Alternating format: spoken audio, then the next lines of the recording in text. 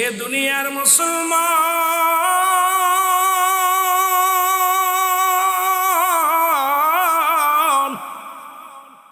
গাউসে পাক আব্দুল কাদের জিলানী মুসলমান তৎকালীন জামানার একটা কথা বলে আমি আলোচনা শুরু করলাম। যে ওলি আল্লাহদের বিষয় কোরআন থেকে একটা কথা বলেছি, সূরা ইউনূসের 11 নম্বর পারা 62 নম্বর আয়াত বাজানে বলেছিলাম। আয়াত মেরকাত সূরা মেরকাতের 10ম খণ্ড 722 নম্বর পৃষ্ঠা, তাফসীরুল বায়ান 5ম খণ্ড 524 নম্বর পৃষ্ঠা। এই জন্য ওলিদের বিষয় একটু বলতে চাই। তার একজন মুরিদ, কারণ রাসূলুল্লাহর নামের সঙ্গে নাম মিলাইতে ভালো লাগতো। নাম রাখলেন 3 আব্দুল্লাহ। আব্দুল্লাহ আব্দুল্লাহ আব্দুল্লাহ, জোরে জোরে চিল্লায় বলো মারহাবা। এই নামের কথা বলে গেলেন আমার আগের বক্তা, এই জন্য আমিও একটু ওই জায়গা থেকে আলোচনা শুরু করে দিলাম। একজন নয়, দুজন নয়, 3 জন, এক বাবার 3 জন সন্তান। নাম তার রাখলেন আব্দুল্লাহ আব্দুল্লাহ আব্দুল্লাহ, জোরে জোরে চিল্লায় বলা যাবে না মারহাবা। ভালো নাম রাখতে বলছে। সুন্নাতে রাসূল হলো দুনিয়ার মধ্যে সন্তান আসা পর 7 দিন পরে আকিকা করে তার সুন্দর একটা নাম রাখা। সুবহানাল্লাহ বলেন না? এটা হলো সুন্নাতে রাসূল। 3 জন আব্দুল্লাহ, বাবা মৃত্যু শয্যায় সজ্জিত। 3 জনকে ডাকলেন, বাবা আব্দুল্লাহ আসো।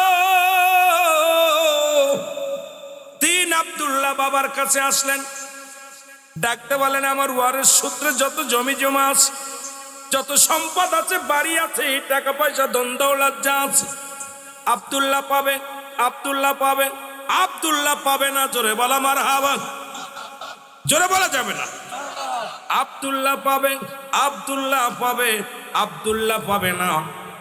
এই 3টা নাম বলা পরই বাবা দুনিয়া থেকে বিদায় হয়ে গেলেন, মারা গেলেন। আল্লাহু আকবার বলা যাবে না। এই 3টা আওয়াজ দিয়েই বাবা মরে গেলেন। বাবাকে কাফন দাফন করানো হলো। সন্তানের কাঁধে বাবার লাশ, বাবার কাঁধে সন্তানের লাশ, ভাইয়ের কাঁধে ভাইয়ের লাশ, দাদার কাঁধে নাতির লাশ।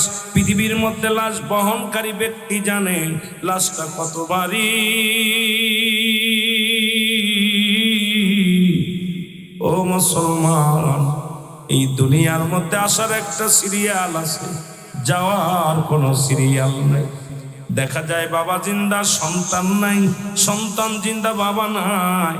ও মুসলমান, দাদা জিন্দা, নাতি নাই। কখন যেন কে চলে যায় কেউ বলতে পারি না। জোরে বলেন ঠিক কিনা? আমার ভাইয়েরা, আমার বন্ধুরা, বাবার দাফন কাপন শেষ হলো। 3 আব্দুল্লাহ বলে, আব্বা জান যে বলে গেল আব্দুল্লাহ পাবে, আব্দুল্লাহ পাবে, আব্দুল্লাহ পাবে না। এখন কোন আব্দুল্লাহ বাবার ওয়ারিস সূত্রে জমি জমা পাবে না, এই সম্পদ পাবে না? কেউ সমাধান দিতে পারে না। মায়ও দেয় না সমাধান, ভাই দেয় না সমাধান। 3 আব্দুল্লাহর ভিতরে বেঁধে গেল একটা হট্টগোল। 3 জন কাকে ফাঁকি দিবে? কে 2 জন পাবে, 1 জন পাবে না। আল্লাহু আকবার। 3 আব্দুল্লাহ রাস্তায় ঘুরে আর জিকির করে, সুবহানাল্লাহ আলহামদুলিল্লাহ লা ইলাহা ইল্লাল্লাহ। জিকির করে তালে তালে যায়। 3 আব্দুল্লাহ রাস্তার পাশ দিয়ে হাঁটতে হাঁটতে যায়। এমন সময় একজন পথিক এসে বলে, এই ছেলেরা দাঁড়াও। 3 জন দাঁড়ায় গেলেন, বললেন, ভাই আমার একটা কুড়ি হারিয়ে গেছে। তোমরা কি আমার একটা উটনি দেখছো? উট হারিয়ে গেছে। উটনি, মহিলা উটনি। উট বলা হয় পুরুষটাকে বলা হয় উট, আর মহিলা উটকে বলা হয় উটনি। তুমি কি একটা উটনি দেখছো নি? বড় আব্দুল্লাহ কয়, আপনি উট আমরা দেখি, আমরা উট দেখছি, আপনার উটের কি একটা চোখ কানা? বলে হ্যাঁ, আমার উটের একটা চোখ কানা। বলে হ্যাঁ, তোমরা কোথায় দেখছো? বলে হ্যাঁ। মেজজন বলে, আপনার উটের কি একটা পা নাই? বলে হ্যাঁ, আমার উটের একটা পা নাই, একটা পা নাই। দ্বিতীয় আব্দুল্লাহ বলে, হুজুর আপনার উটের কি? শুনে নেন, শুনে নেন, আপনার উটের মনে হয় লেজ নাই। বলে হ্যাঁ, আমার উটের লেজ নাই। জোরে জোরে চিল্লায় বলা যাবে না আল্লাহু আকবার। পালা করে বসবেন। প্রথম আব্দুল্লাহ বললেন, আপনার উটের চোখ কানা? এক চোখ কানা? কয় হ্যাঁ, আমার চোখ একটা চোখ কানা। দ্বিতীয় আব্দুল্লাহ বলে, আপনার উটের 3 পা, এক পা খুড়া? কয় 3 পা আলা উটনি। কয় হ্যাঁ। তৃতীয় আব্দুল্লাহ বলেন, আপনার উটের লেজ নাই? বলে হ্যাঁ। বলে উটটা কোথায় দেখছো? বলে আমরা দেখি নাই। আল্লাহু আকবার। বলে উটনি তুমি সব বিবরণ দিতেছ সত্য সত্য, তুমি বলছো চোখ কানা, আসলে চোখ কানা। তুমি বলছো ঠ্যাং 3টা, বলছো ঠিকই ঠ্যাং 3টা। তুমি বলছো উটের লেজ নাই, উটের লেজ নাই। তুমি কোথায় দেখছো বলো? বলে আমরা দেখি নাই। আল্লাহর কসম করে বলি, আমাদের সামনে কোনো উটনি পড়ে নাই। জোরে জোরে চিল্লায়া বলা যাবে না আল্লাহু আকবার। উটনির মালিক ডাকতে বলে, এ আব্দুল্লাহর শোনো, যদি আমার উটের সন্ধান না দাও, কাজীর দরবারে বিচার হবে। কাজীর দরবারে বিচার হবে, কঠিন বিচার হবে। তোমরা নিশ্চিত তোমরা 3 ভাই আমার উটনি বিক্রি করে দিছো, না হয় জবাই করে খেয়েছো। কারণ আমার উটনির যে বিবরণগুলো তোমরা 3 জনই দাও, ইয়া দ্বারা প্রমাণিত হয় আমার উটনি তোমরাই আত্মসাৎ করেছো, আমার উটনি দেওয়া লাগবে। ছোট আব্দুল্লাহ কয় আমি জানি না, দেখি নাই। মেজো আব্দুল্লাহ কয় দেখি নাই। বড় আব্দুল্লাহ কয় দেখি নাই। তাহলে চলো কাজীর দরবারে যাই। কাজীর দরবারে চলে গেলেন। জোরে জোরে চিল্লায় বল আল্লাহু আকবার। কাজীর দরবারে যাইয়া উটের মালিক নালিশ দেয়, হুজুর আমার একটা উটনি হারিয়ে গেছে, অনেক খোঁজাখুঁজি করে কোথাও সেই উটনি পাই নাই। কিন্তু আসার সময় 3টা লোক, এই 3 জন আমার উটনির বিবরণ দিছে। এখন এই 3 জন হয় চুরি করে বিক্রি করেছে, না হয় জবাই করে খেয়েছে। হুজুর আমার উটনি দিতে বলেন। আল্লাহু আকবার বলেন। ডাকতে বলে, আব্দুল্লাহ তোমাদের নাম কি? আমার নাম আব্দুল্লাহ। তোমার নাম কি? আব্দুল্লাহ। তোমার নাম কি? আব্দুল্লাহ। 3 আব্দুল্লাহ দাঁড়ায় গেলেন। কয় তোমরা উট দেখছো নি? কয় হুজুর দেখি নাই। তাহলে উনি যে বিবরণ দেয়, তোমার তো এই কথা বলছো? বলে বলছি। কেমনে বললা উঠ দেখো না? বলে হুজুর আমরা রাস্তা দিয়ে আমরা একটা সমস্যার মধ্যে পড়ে আসি, বিপদের মধ্যে পড়ে আসি।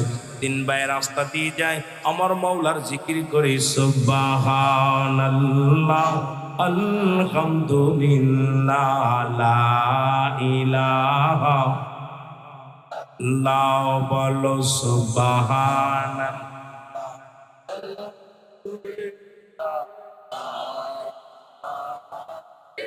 লা ইলাহা ইল্লাল্লাহ মুহাম্মাদুর। এ দুনিয়ার মুসলমান,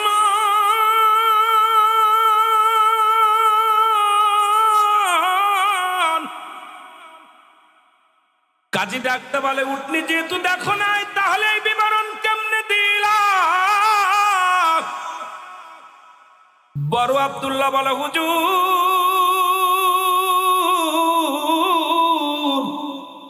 আমি রাস্তা দিয়ে আসতেছিলাম, দেখি রাস্তার এক পাশের ঘাস খাওয়া, এক পাশের ঘাস খেয়েছে আর এক পাশের ঘাস গুলো খায় নাই। ইয়া দ্বারা বুঝতে পারলাম যে প্রাণীটা এই ঘাস খেয়েছে তার একটা চোখ কানা। 2টা চোখ যদি ভালো থাকতো 2 পাশের ঘাসই খাইতো, কিন্তু এক পাশের ঘাস খেয়েছে আর এক পাশের ঘাস ভালো। ইয়া দ্বারা আমি বুঝতে পারলাম যে প্রাণীটা ঘাস খেয়েছে তার একটা চোখ নাই। সাবাস বেটা, দাঁড়াও, তুমি আন্দাজের পর বলে দিছো একটা চোখ কানা। এই তুমি বলো তুমি দেখেছো কি? কয় হুজুর আমিও দেখি নাই। তাহলে তুমি কেমনে বললা ঠ্যাং নাই? বলে হুজুর যখন দেখতেছিলাম ওই ঘাস খেয়েছে যে রাস্তার মধ্যে বালুর চট দিয়ে রওনা দিয়েছিল, যে প্রাণীটা ঘাস খেয়েছিল ওই প্রাণীটা 3টা পায়ের দাগ দেখেছি, 4টা পায়ের ছাপ দেখি নাই। দেখি 3টা পায়ের ছাপ। ইয়া দ্বারা আমি বুঝতে পারলাম যে প্রাণীরা ঘাস খেয়েছে তার 3টা পা আছে, একটা পা নাই। এই জন্য আমি বলেছি তোমার উটনির মনে হয় একটা ঠ্যাং নাই। জোরে জোরে চিল্লায়া বলা যাবে না মারহাবা। এমন জ্ঞানী মানুষ।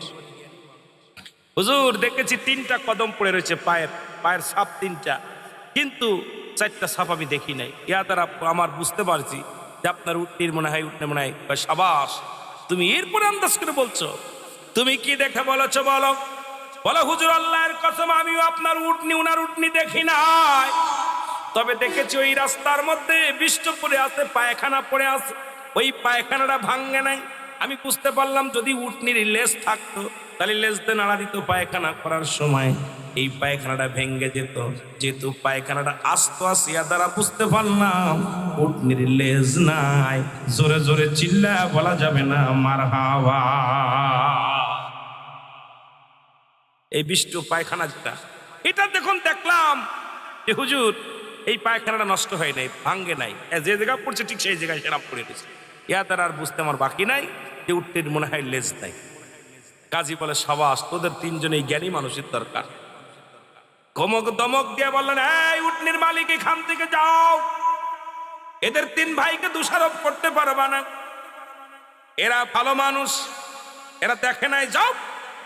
তিন ভাইকে ডাক দিনে বলেন, তোরা আজ থেকে আমার রাজ্যে থাকবি, খাবি। আমি বড় বিপদের মধ্যে আছি, আমি যেহেতু কাজী অনেক বিচার করা লাগে, তোরা আমাকে বুদ্ধি দিবি। তিন ভাইয়ের বুদ্ধি পরামর্শ অনুযায়ী আমি বিচার করব মানুষের, আজ থেকে মহাজ্ঞানী হয়ে যাব। এলাকার মধ্যে সবাই আমাকে বুদ্ধিজীবী বলবে, আমাকে পণ্ডিত বলবে, আমার বড় নাম হয়ে যাবে, সুনাম হয়ে যাবে। তোদের তিন ভাইয়ের মতোই জ্ঞানী মানুষের দরকার, যারা কদম দেখে বলতে পারে তিন পা, যারা চোখ ওই ঘাস খাওয়া দেখে বলতে পারে কানা, যারা পায়খানা দেখে বলতে পারে লেজ নাই, এদের মতো জ্ঞানী মানুষ গুনাহ গায় আমার রাজ্যে আর কেউ নাই। জোরে জোরে চিল্লায়া বলা যাবে না আল্লাহু আকবার। হুজুর বেয়াদবি মাফ করো, আমরা বড় বিপদের মধ্যে আছি। কি হয়েছে? আমরা এক বিপদের মধ্যে আছি। কয় কি বিপদ? আব্বাজান আমাদেরকে ভালোবাসতো, আব্বাজান মৃত্যু শয্যায় সজ্জিত হইয়া আমাদের তিন ভাইকে ডাকতে বলেন, আব্দুল্লাহ আব্দুল্লাহ আব্দুল্লাহ। তিন ভাই দৌড়ে গেলাম বাবার কাছে। বাবা ইন্তেকালের আগে বললেন, আমার ওয়ারিস সূত্রে যত জমি আছে, যা কিছু আছে, সম্পদ আছে, আব্দুল্লাহ পাবে, আব্দুল্লাহ পাবে, আব্দুল্লাহ পাবে না। এখন আমরা এই তিন ভাইয়ের মধ্যে কে পাবে কে পাবে না, একটু সমাধানের জন্য রাস্তায় বাইরে এসেছি, আমাদের কেউ সমাধান দিতে পারে না। কাজী কয়, বাবা রে, আমার সেই তো বড় বিপদের মধ্যে আছি, এ তো তোদেরকে মনে করেছিলাম জ্ঞানী, এখন দেখি আমারে পাগল বানাইতে এসেছিস। জোরে জোরে চিল্লায় বলা যাবে না আল্লাহু আকবার। আমি মনে করেছিলাম তোরা জ্ঞানী মানুষ, এখন থেকে তোদেরই ঘাড়ে ধরছে, এছাড়াই বক্তা।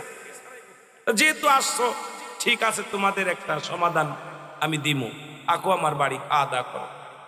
খাবার দিলেন ভাইয়েরা আমার। অনেক লম্বা আলোচনা, আমি ছোট্ট করে বলে যাই শুধু উদাহরণ দেওয়ার জন্য। আমার বাবারা, বন্ধুরা, আমার তেলের কান্ডা লাগা শোনেন।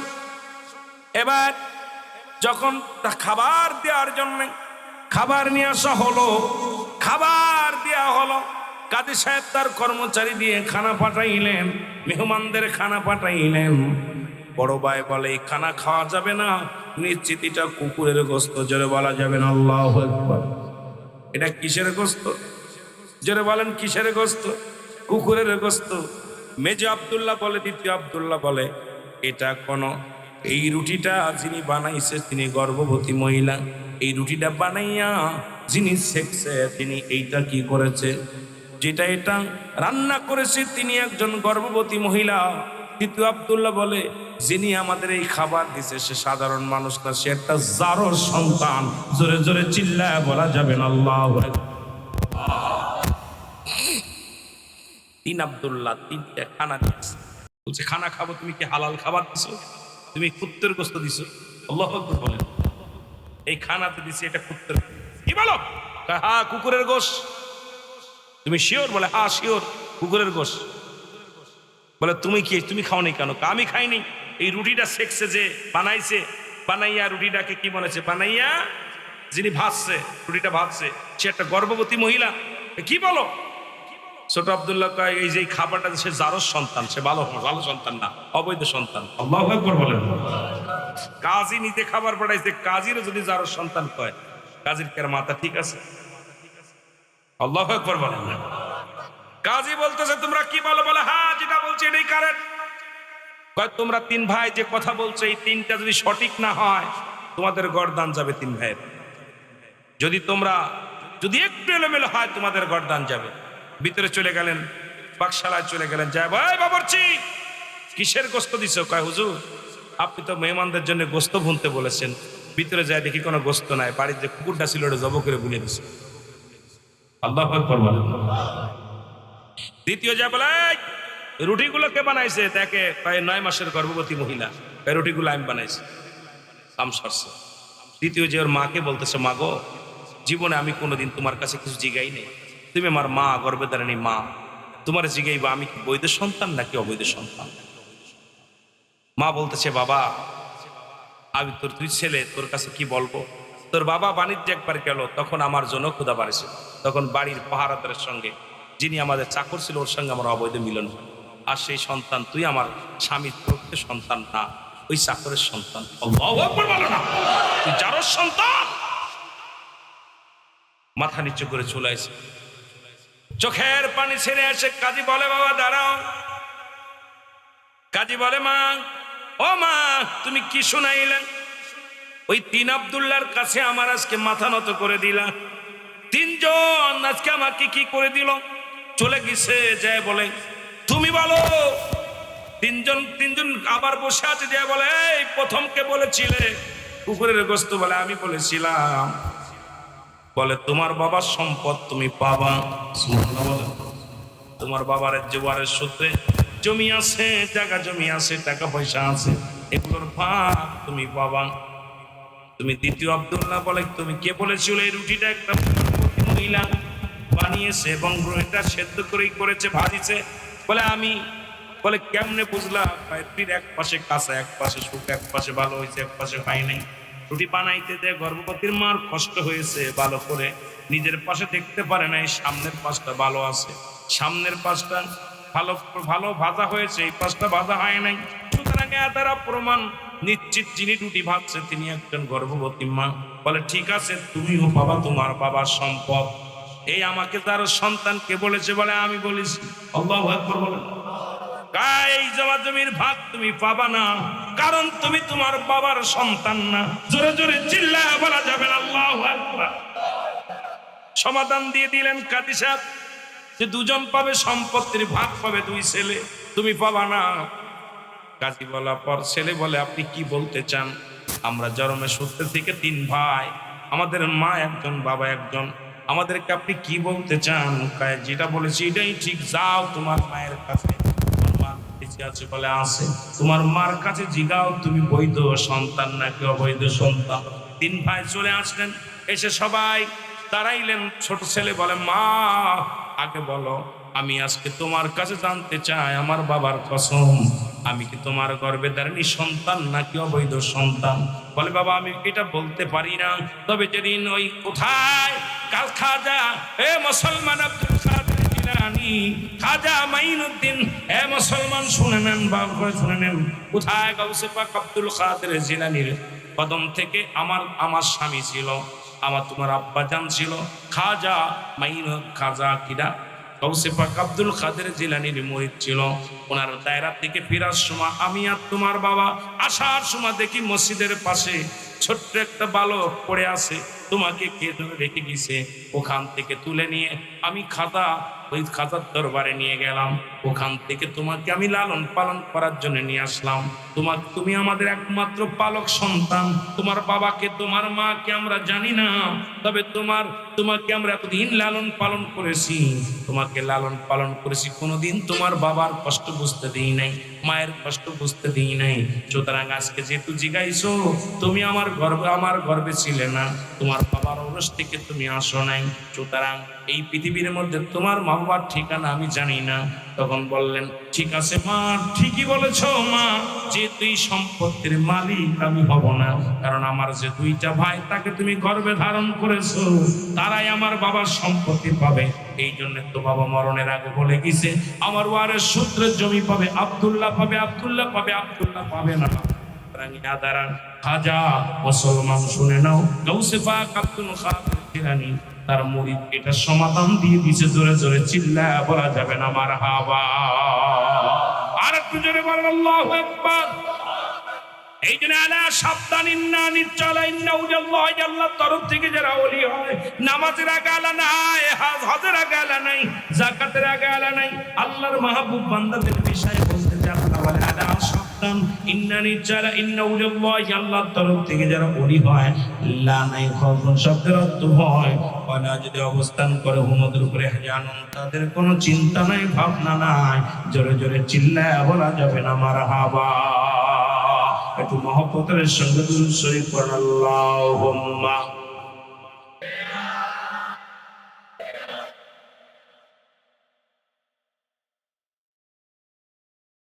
ওয়া আলা আলি মাওলানা মুহাম্মাদ, আল্লাহুম্মা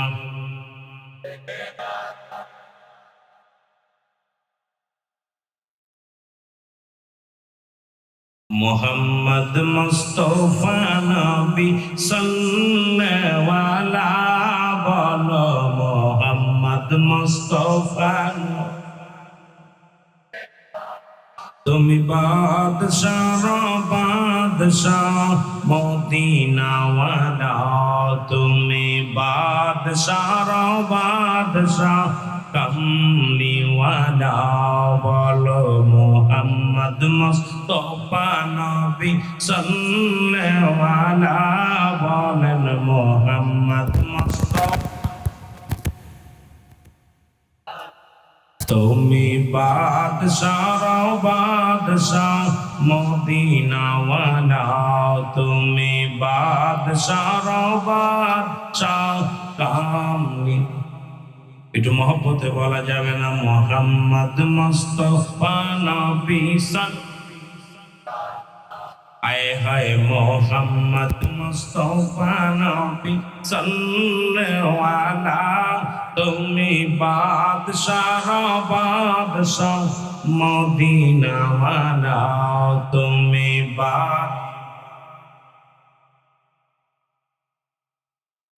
দুরুদ সালাম তোমরা করো রে মনা, এই মুর্দা দিল জিন্দা হয়ে হবে উজালা, এই মুর্দা দিল জিন্দা হয়ে হবে উজালা, মুহাম্মদ মুস্তাফা নবী আরো জোরে বলেন মুহাম্মদ মুস্তাফা নবী,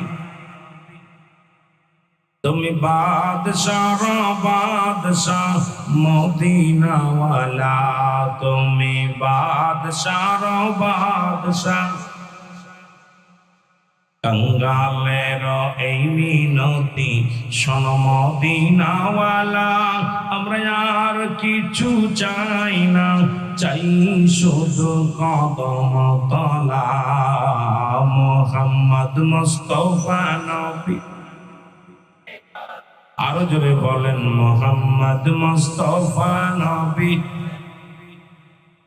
তুমি বাদশাহ বাদশাহ মদিনা ওয়ালা, তুমি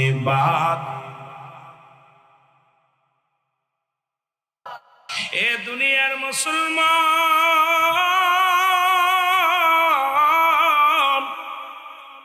রহমতের নবী বললেন সাহাবীরা, তোমরা কেউ কি কবুল হজের সব পাইতে চাও? জোরে বলো মারহাবা। আর একটু জোরে বলো আল্লাহু আকবার। তোমরা কেউ কি কবুল হজের সব পাইতে চাও? সাহাবীরা বলে ইয়া রাসূলুল্লাহ ইয়া হাবিবাল্লাহ, কে বা না চায়? নবী বললেন সাহাবীরা রে, তোমরা শোনো না, তোমাদের বাড়িতে যাদের পিতা মাতা জিন্দা, যাদের মা বাবা জিন্দা, বাড়িতে সালাম দিব, আসসালামু আলাইকুম মা, আসসালামু আলাইকুম বাবা, তোমার আমলনামায় একটা করে কবুল হজের সব লেখা হয়ে যাবে। জোরে জোরে চিল্লায়া বলা যাবে না আল্লাহু আকবার। আর একটু জোরে বলা যাবে না আল্লাহু আকবার। বাড়িতে যায় সালাম দিবেন শুধু আসসালামু আলাইকুম মা, আসসালামু আলাইকুম বাবা, তোমার কবুল হজের সব লেখা হয়ে যাবে তোমার আমলনামায়। সাহাবীরা চোখের পানি ছেড়ে কান্দে। রাসূল দেখে সাহাবীরা নবীজির দৃষ্টি আড়ালে চলে গেলেন, আড়ালে দাঁড়ায় পাহাড় গেছে দাঁড়ায়া দাঁড়ায়া কান্দে। আমার নবীজি যায় বলে সাহাবীরা তোমরা কেন কান্দো? বলে হুজুর এই আমলটা যদি আগে আগে জানতাম, এই আমলটা যদি আগে বুঝতে পারতাম বলতেন। আজকে এক সপ্তাহ হয়ে গেল বাবা চলে গেছে, 15 দিন হয়ে গেল মা দুনিয়া থেকে বিদায় হয়ে গেছে। আমরা এত বড় নিয়ামত থেকে বঞ্চিত হয়ে গেলাম, এত বড় রহমত থেকে বঞ্চিত হয়ে গেলাম। আমার নবী কান্দে, সাহাবীরা রে তোরা কি আমার মতো এতিম? আমি নবী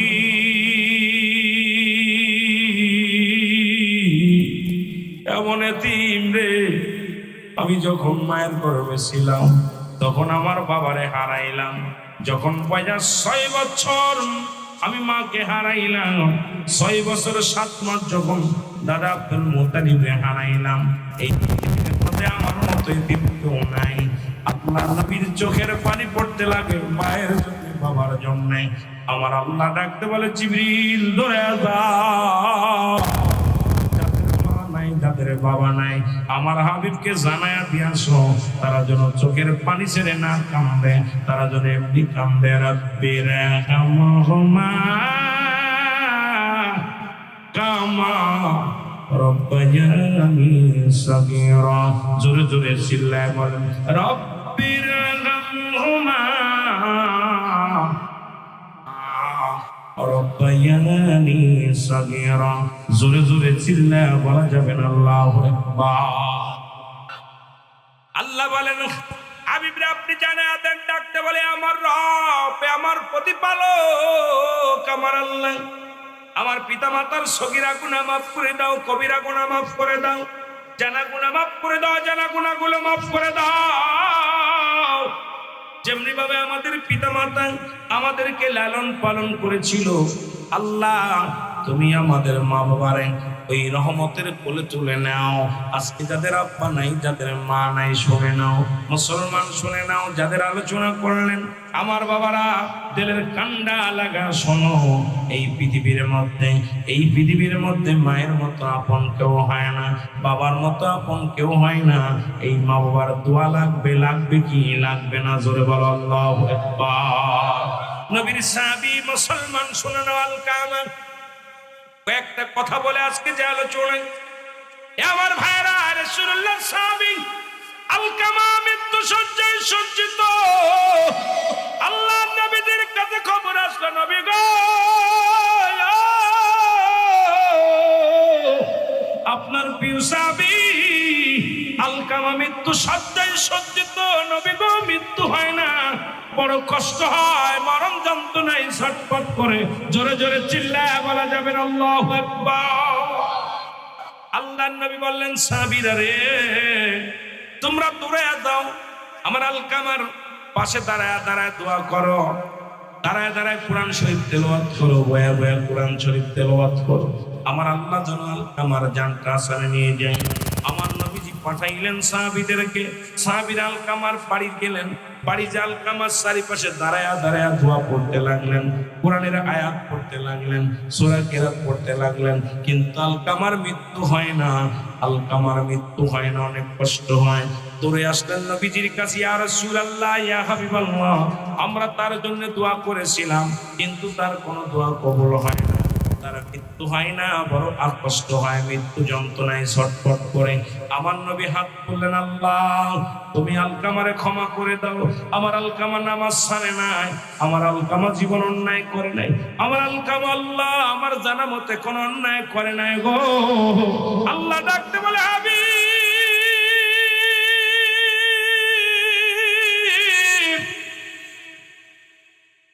হাবিব রে আপনি আমার কাছে আজকে হাত তুললেন, পৃথিবীর মধ্যে আলকামার মা জিন্দা, যতক্ষণ পর্যন্ত তার জনম দুঃখিনী মা তারে ক্ষমা না করবেন, আমি আল্লাহ ততক্ষণ পর্যন্ত তারে ক্ষমা করতে পারি না। জোরে জোরে চিল্লায় বলা যাবে না আল্লাহু আকবার।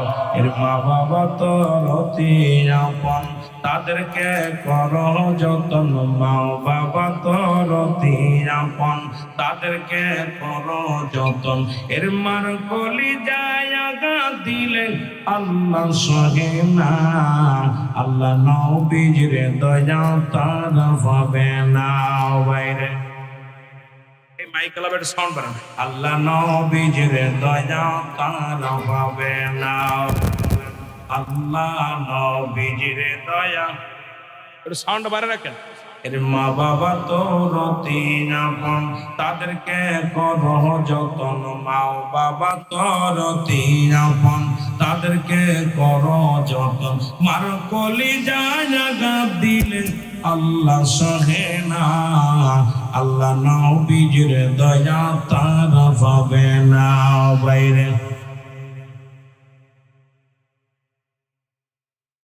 এ দুনিয়ার মুসলমান,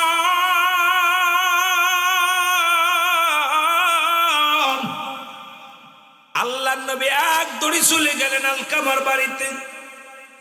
বাড়ি যা সালাম দা, আসসালামু আলাইকুম আহলাল বাইত। ভিতর থেকে আওয়াজ আসে, ওয়ালাইকুম আসসালাম। কে গো? আমি রাহমাতাল লিল আলামিন। বাবারে তুমি আমার বাড়ি আসছো, মোহাম্মদ আসো আমার বাড়ি আইছো। মা ডাক দে বলে, বাবারে আমার বাড়ি আসছো, আমি বড় খুশি হয়েছি। বলে, মা গো, আমার আলকামা আমার সাহাবী, আমার জানা মতে এমন তো কোনো অপরাধ করে নাই গো মা, তবে এত মৃত্যু যন্ত্রণা এত কষ্ট হয় কেন?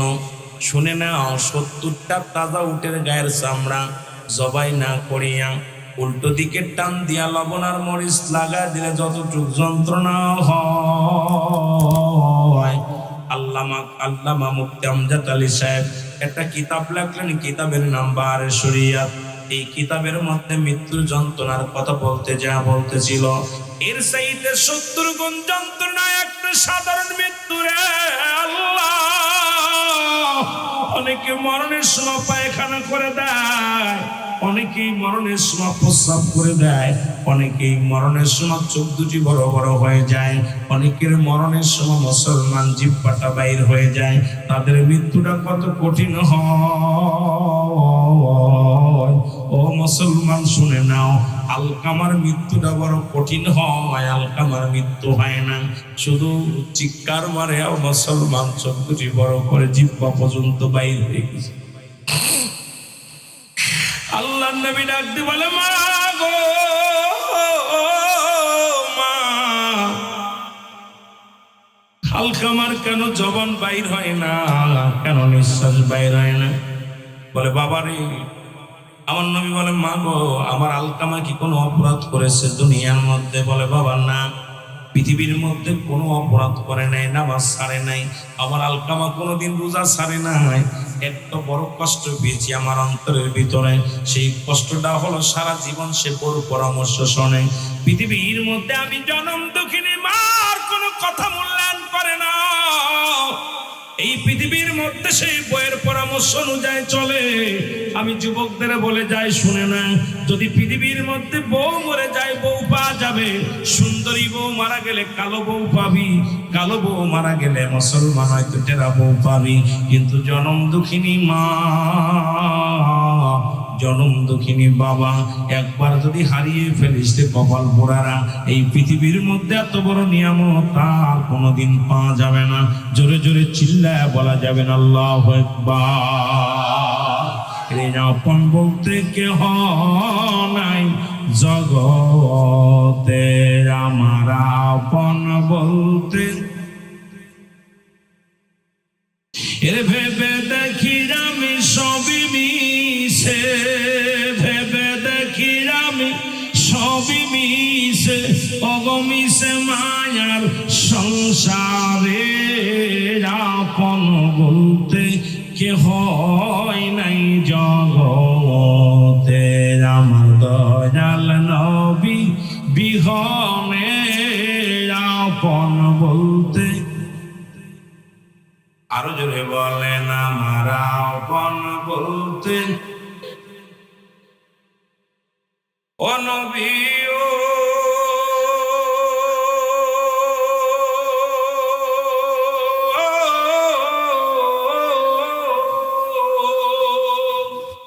এই দক্ষিণ কোষায় আশিকেরা হইয়া দেওয়া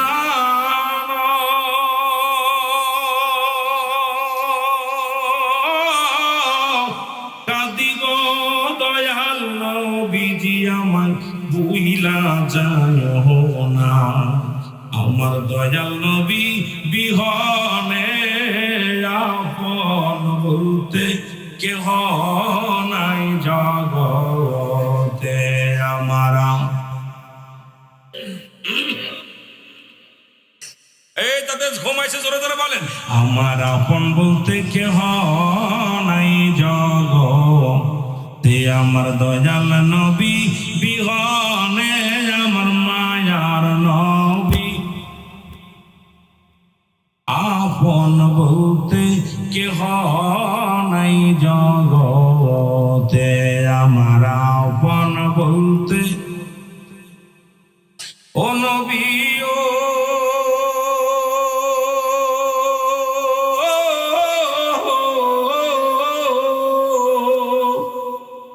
বাংলাদেশে আমার বাড়ি মদিনা বহু দূরে,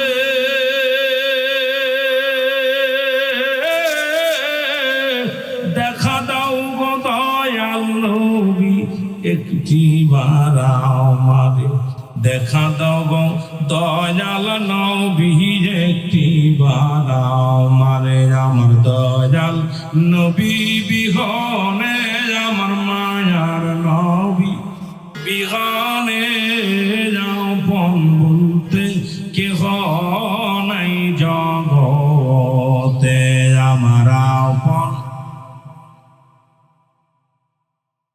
যারা নবীরে ভালোবাসেন সবাই বলেন আমার আপন বলতে কেহ নাই জগতে, আমার আপন।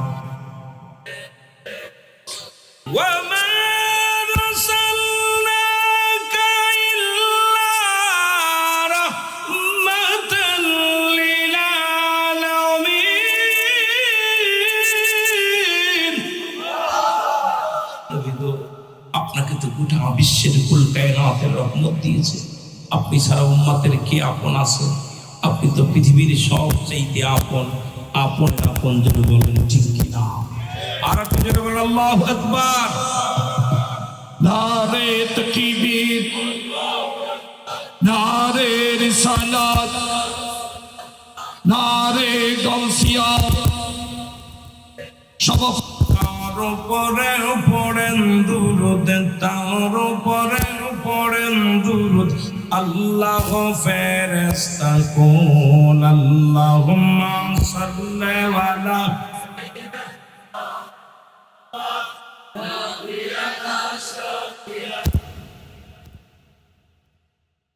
উড়ে যাও রে রাতের হাওয়া, চৌড়ে উড়ে মদিনায়, এ গোলামের সালাম খানি, এই আশিকের সালাম খানি পৌঁছাই দিও মদিনায়, আল্লাহুম্মা সাল্লি আলা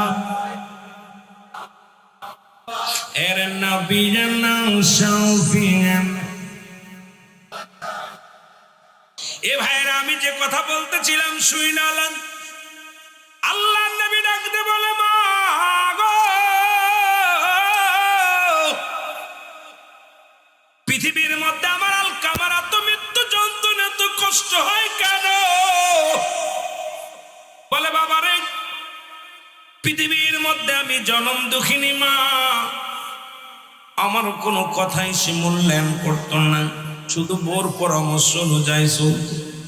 আমি বোর কথা শুনতে বারণ করব না, মায়ের সঙ্গে কোনো বইয়ের তুলনা হয় না, কারণ মায়ের স্থানে মা, এই পৃথিবীর মধ্যে বাবার স্থানে বাবা, তোমার বিবির স্থানে বিবির মুসলমান, কিন্তু মায়ের মধ্যে এমন দরদি এমন বান্ধব পৃথিবীর মধ্যে আর কেউ হবে না, জোরে বলেন ঠিক কিনা? নবী ডাকতে বলে জনম দুঃখিনী মা, মা গো, আপনি আমার আলকামার জন্য দোয়া করেন, আল্লাহ যেন তার মৃত্যুটা আসানে দিয়া দেয়, যেন তার মৃত্যুটা আসানে হয়। আলকামার মা বলে হুজুর, মনে বড় কষ্ট লেগেছে, আমি তারে ক্ষমা করতে পারবো না।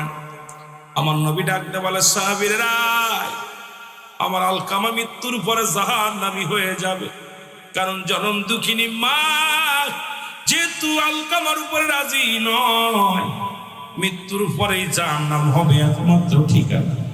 তোমরা খড়ি নিয়ে আসো, আগুন জ্বালায়া দাও, আলকামার দেহখানা নিয়ে আগুনের মধ্যে পোড়ায়া দাও। আগুনের খড়ি আনা হলো, আগুন ধরানো হলো, দাউ দাউ করে আগুন জ্বালানো হলো। আলকামার ওই দেহখানা নিয়ে যখন আগুনের দিকে নিয়ে যায়, জনম দুঃখিনী মা এক নজর তাকায়া দেখে কলিজার টুকরা সন্তানের আগুনের দিকে নিয়ে যায়। একটা চিৎকার মেরে ডাকতে বলে, মায়ার নবী, আমি জনম দুঃখিনী মা, আমার চোখের সামনে আমার কলিজার টুকরা সন্তানের গায়ে আগুন দিলে আমি সহ্য করতে পারবো না রে। আমি জনম দুঃখিনী মা, দুনিয়ার মধ্যে যত ভুল করেছে আমার সন্তান, আমি তাকে মাফ করে দিলাম। সঙ্গে সঙ্গে আলকামার জবান দিয়ে কালেমা বাইরে গেছে, লা ইলাহা ইল্লাল্লাহু মুহাম্মাদুর রাসূলুল্লাহ সাল্লাল্লাহু আলাইহি ওয়াসাল্লাম। আল্লাহর নবী বলে, আলকামারে তুই বড় ভাগ্যবান, তোর মায়ের দোয়া কবুল হয়ে গেছে আল্লাহর আদালতে। আমি নবী তোর দোয়া করলাম, আলকামার জবানটা না সে বাইর হয়ে গেছে। কেমন মৃত্যু হয়? সেই মৃত্যুটা হলো আদাটা ছেনিয়া খামির বানাইয়া, খামিরের মধ্যে যদি একটা চুল থাকে, এই চুলটা টানতে বাইর করলে যেরকম টের পায় না, খামারের মধ্যে অনাসে বাইর হয়ে যায়। ইমানদারের রূহটা এইরকম আসানে আল্লাহ তাআলা আজরাইল দিয়া কবজ করে। সেই যন্ত্রণা যদি গায়ের মধ্যে এত কষ্ট হয়, পৃথিবীর মধ্যে তিনটা বিপদ। নাম্বার 1 হলো মানুষের মরণ, নাম্বার 2 হলো কবর, নাম্বার 3 হলো কিয়ামতের ময়দান। আল্লাহ আমাদের মৃত্যুটা তুমি সহজ করে দিও গো আল্লাহ। ওই মরণের সময় যেন কালেমা পড়তে পারি, জবান দিয়ে কালেমা বাইর হয়ে যায় গো আল্লাহ। আল্লাহ রাসূলের চেহারা আনওয়ারক যেন আমরা দেখতে পাই রে মুসলমান। নবীর সাহাবী হইয়াও যদি পৃথিবীর মধ্যে মার মনে কষ্ট দেওয়ার কারণে মৃত্যু যদি এত কষ্ট হয়, এ মুসলমান আমি আপনি মা বাবার সঙ্গে খারাপ ব্যবহার করলে, আমার আপনার মা বাবা যতক্ষণ পর্যন্ত ক্ষমা না করবে, মদিনা আলাও করবে না, আমার মাওলাও করবে না। এই জন্য রাতের অন্ধকারে যাইয়া মায়ের পা ধরে পড়ে থাকবেন। জনম দুঃখিনী মা, এ মুসলমান, বাড়ির মধ্যে লেখা আছে মা বাবার দোয়া, গাড়ির মধ্যে লেখা আছে মা বাবার দোয়া, এটাও ভালো করে লিখে নেন। মা বাবা দোয়া করলে আমার আল্লাহর জান্নাত পাওয়া যায়। জোরে বলেন ঠিক কিনা? আপনারা জানেন যে কসাই মুসা আলাইহিস সালামের সঙ্গে জান্নাতি এক কসাই, শুধু মার দোয়ায় কবুল হয়েছিল। সুবহানাল্লাহ বলেন। মার কথা বলতে যায়, আগের হুজুর একটু বলছে, আমি একটু বলে যাই, এই জন্য মেলা দিক চলে গেছে। এগুলো গুছায় আনতে গেলে সময় লাগবে। আমি আর কথা বলবো না, 5-6 মিনিট কথা বলবো, যেহেতু 3টা ওর বাবা 3:20 বাজে। আবার হুজুর আসছে, কথা বলবে, এরপরে শেষ হবে, আপনাদের ফজরের আজান পড়ে যাবে 4টা 4:30টার দিক। সুতরাং আপনাদের কষ্ট দিয়ে বেশি দেওয়া যাবে না। রাসূল আকরাম সাল্লাল্লাহু আলাইহি সাল্লামের দুধমা হালিমা, সুবহানাল্লাহ বলেন না। রাসূলের দুধমা ছিল 4 জন, আমি পড়েছি যেটা। নাম্বার 1 হলো মা আমেনা, 3 দিন 3 রাত পর্যন্ত দুধ পান করাইছে। নাম্বার 2 হলো হালিমাতুস সাদিয়া, আবু লাহাবের দাসী আপনার আবু লাহাবের দাসী সুরাইবা আর হযরতে সালমা। এই 4 জন ব্যক্তি দুধ মা ছিলেন রাসূলের। এর মধ্যে হালিমাতুস সাদিয়া একটু রাসূলের কদমের মধ্যে আসতেন, রাসূলের কদমের মধ্যে আসতেন। রাসূল মাকে দেখে দাঁড়ায় গেছে। সুবহানাল্লাহ বলেন না। এ আলেমরা শোনো, নবীজি তার মায়ের সঙ্গে মা দুধ মাকে কত সম্মান করেছে, যিনি দুধ পান করাইছেন তাকে কত সম্মান করছে। রাসূল দাঁড়াইলেন, হালিমাতুস সাদিয়া আসলেন। রাসূল তার নিজের রুমাল মুবারক, তোয়ালে মুবারক বিছায় দিলেন। রাসূলের পুরতের পর ভর দিয়ে হালিমাতুস সাদিয়া বসলেন। সুবহানাল্লাহ বলেন না। আহারে, নবী মাদেরকে ভালোবাসা কেমনে শিখাইছে।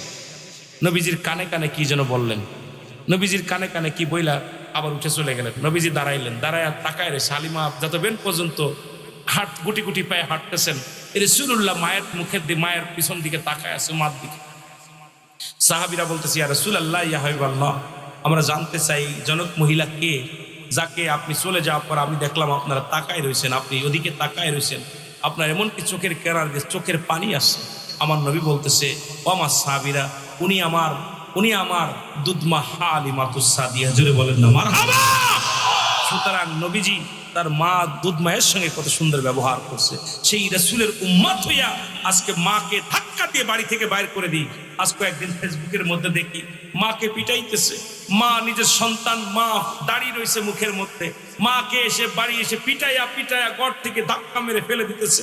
ফেরাই দেখি মাকে 5 টুকরা করে, আপনার চট্টগ্রামে মাকে 5 টুকরা করে কেটে তাকে পানির মধ্যে ভাসিয়ে দিছে। বলছে পিটার বউকে ধরা পর বলছে এটা আমার আবেগ ছিল, বাস কি যেন এটা আবেগে কাজ করছে, কি যেন বিবেকে কাজ করে।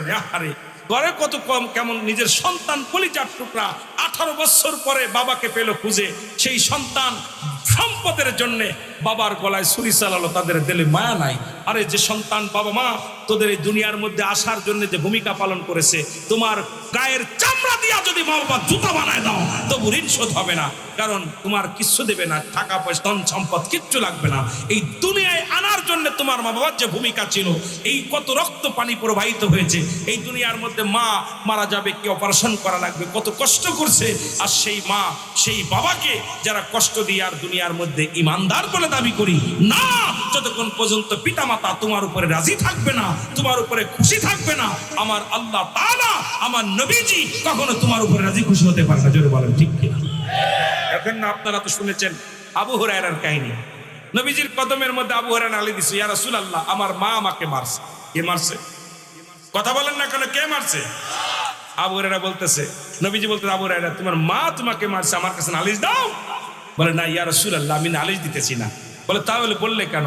বলে ইয়া রাসূলুল্লাহ আমি জানি আপনি রাহমাতাল লিল আলামিন, আপনি আমার মায়ের জন্য দোয়া করেন, আমার বিশ্বাস দোয়া করলে আমার মা কালেমা পড়বো, হয়তো ইসলাম ধর্ম কবুল করবে। রাসূল পাক সাল্লাল্লাহু আলাইহি সাল্লাম আবু হুরায়রাকে সান্ত্বনা দেওয়ার জন্য হাত উঠাইছে।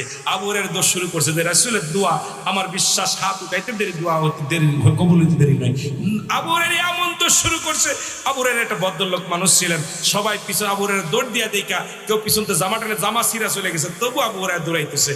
বাড়ি যা মা কয়ে ডাক দিছে, মা বলছে বাবা আসলে আমার ভুল হয়ে গেছে, তুমি তো অন্যায় কাজ করো নাই, রাসূলের দরবারে কিছু রাহমাতাল লিল আলামিনের কদমের মধ্যে কিছু, আমারই ভুল হয়ে গেছে বাবা, দাঁড়াও আমি ওযু গোসল করে আসি, আমার রাসূলের কদমে নিয়ে যাও, আমাকে তুমি কালেমা পড়ায় দাও। যে রাসূলের কদমে গেলে আমি ভুল করেছি, যে নবীর কদমে গেলে দুনিয়া ভুলে যাওয়া যায়, যে রাসূলের কদমে গেলে অন্যায় কাজ করা যায় না, যে রাসূলের কদমে যাওয়া কত অসংখ্য কাফের বেঈমানরা ঈমান এনে কালেমা পড়েছে, কিন্তু আমাদের জামানায় এখনো কিছু বেঈমান আছে।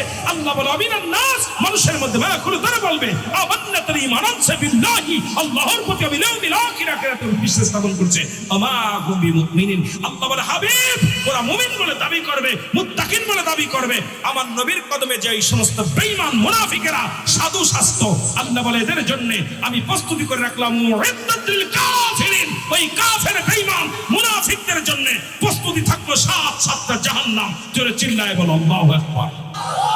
কয়টা জাহান্নাম? কথা কয় না কয়টা? যাবেননি?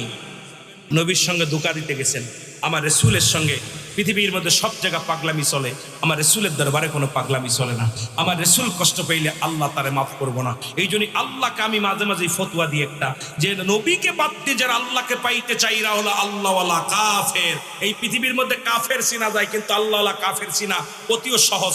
আমার দেশে আল্লাহওয়ালা কাফের চিনা অতিও সহজ।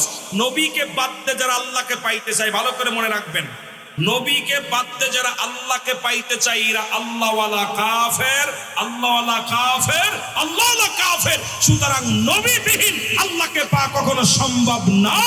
মা বিহীন বাবা বিহীন যেমন সন্তান পাওয়া অসম্ভব, আমার নবীবিহীন আল্লাহ পাওয়া অসম্ভব। জোরে বলেন ঠিক কিনা?